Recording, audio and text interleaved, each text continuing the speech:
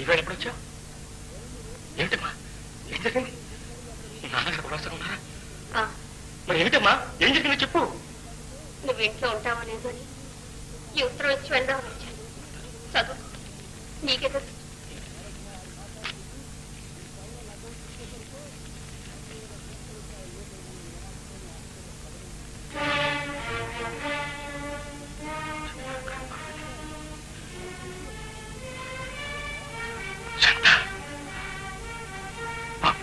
అమాయకురాలు.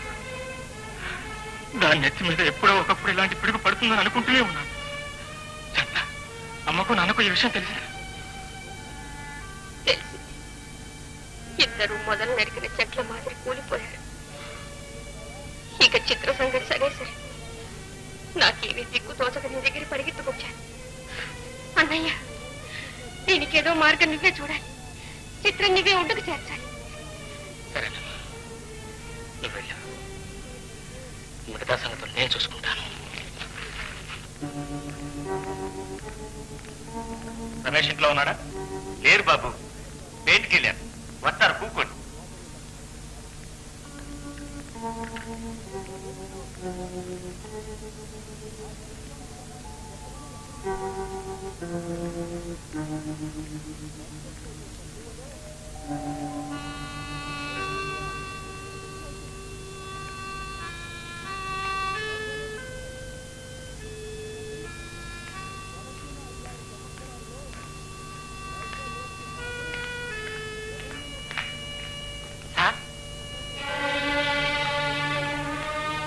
ఎవరు?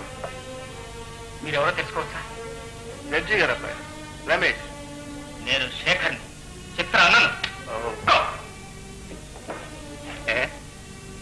డబ్బు ఏమన్నా కావాలా? నా చెల్లెలి జీవితాన్ని డబ్బుతో వెలుగు పెడుతున్నా. అయితే నీకేం కావాలి? రేపు ఉదయం 11 గంటలకు నువ్వు రిజిస్టార్ ఆఫీసు రావాలి. ఎందుకు? చిత్రను పెళ్లి చేసుకోవడం. చిత్ర రిజిస్టర్ మ్యారేజ్? నాకు ఈ ప్రపంచంలో వేరే పిల్లలు దొరకనా? దొరుకుతారు. నీకు వెళ్ళిన చోటల్లో ఒక పిల్ల దొరుకుతుంది. కానీ నా చెల్లెలు పరుపు కలది. ఆమెకు నువ్వు ఒక్కడే భర్త. ఆ మాట చెప్పడానికి నువ్వెవడు? పోయి నీ చెల్లెల్ని అడుగు. ఆమెకు నాలాంటి వాళ్ళు ఎంతమంది?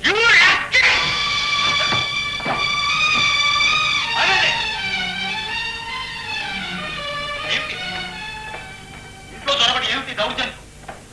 న్యాయానికి అన్యాయం జరుగుతున్నప్పుడు దౌర్జన్యం తప్ప వేరే మార్గం కనిపించలేదు. న్యాయం ఏమిటి, అన్యాయం ఏమిటి? అసలు ఎవరు? నా పేరు శేఖర్. చిత్ర నా చెల్లెలు. చిత్ర అంటే ప్రొఫెసర్ కృష్ణారావు గారి అమ్మాయేనా? అవునండి. ఏమిటి విషయం? ఏం జరిగింది? చెత్తవారు, నీతో ఎలా చెప్పాలో. నాన్న, ఇతని మాటలు నమ్మొద్దు. రమేష్, ఇద్దరు మాట్లాడుతున్నప్పుడు మూడో వ్యక్తి జోక్యం కలిగించుకోవడం సభ్యత కాదు. చెప్పు నాయన. నీతో ఎలా చెప్పాలో నాకు పాలుపోవటం లేదు. నీ కుమారుడు నా చెల్లెల్ని మోసం చేశాడు. పెళ్లి చేసుకుంటా అని మధ్య పెట్టి ప్రేమ నటించాడు.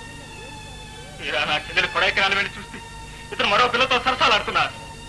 పైగా నా చెల్లెలు నానా మాటలు అని అవమానించారు. నా చెల్లెలు భవిష్యత్తు తలుచుకుంటే నా గుండెలు పగిలిపోతున్నాయి. ఆవేశపడకుండా చెప్పు. ఇతని మాటలు నమ్మి నా చెల్లెలు ఆడపిల్లకు అమూల్యాభరణమైన తన శీలాన్ని ఇతను కల్పించింది. జడ్జి గారు, మీరు న్యాయమూర్తులు, ధర్మాన్ని రక్షించవలసిన బాధ్యత మీకు. నా చెల్లెలు ప్రాణాన్ని కాపాడండి. మా నాన్నగారు లక్షాధికారి కాకపోయినా సంఘంలో గౌరవము మర్యాద కల వ్యక్తి. ఈ అవమానంతో ఆయన ముఖం చూపులు. జడ్జి గారు, నీకు పుణ్యం ఉంటుంది. ఆ కుటుంబాన్ని రక్షణైనా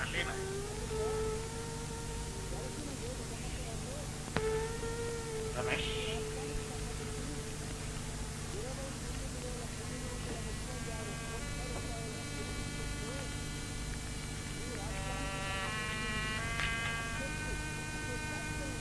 నేను వేలాది నేరస్తులను విచారించి న్యాయ దృష్టితో తీర్పులు చెప్పాను. ఈనాడు నీ మూలాన నేనే నేరస్తుని స్థానంలో నిలబడ్డాను. తీర్పు చెప్పవలసిన వాడు భగవంతుడు. చూడు రమేష్, తప్పులు చేయటం మానవ సహజం. దానిని ఒప్పుకోవటం దైవ లక్షణం. నువ్వు తప్పు చేసుంటే ఒప్పుకో. దేవుడు